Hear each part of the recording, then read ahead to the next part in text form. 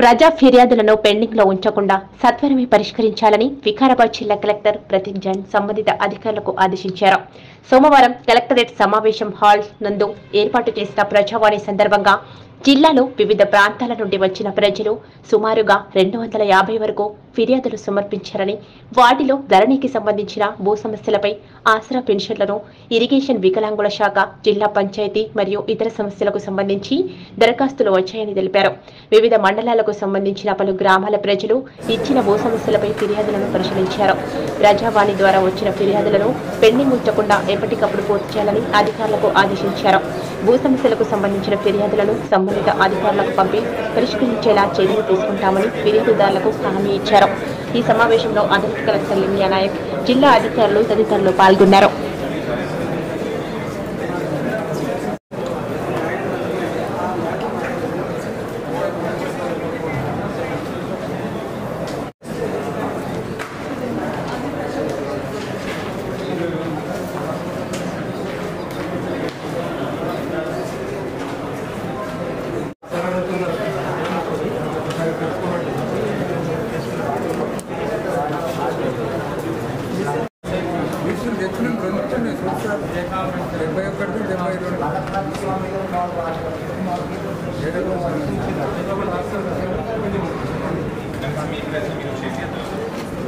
Share చేయండి. కోసం channel ని సబ్స్క్రైబ్ చేయండి.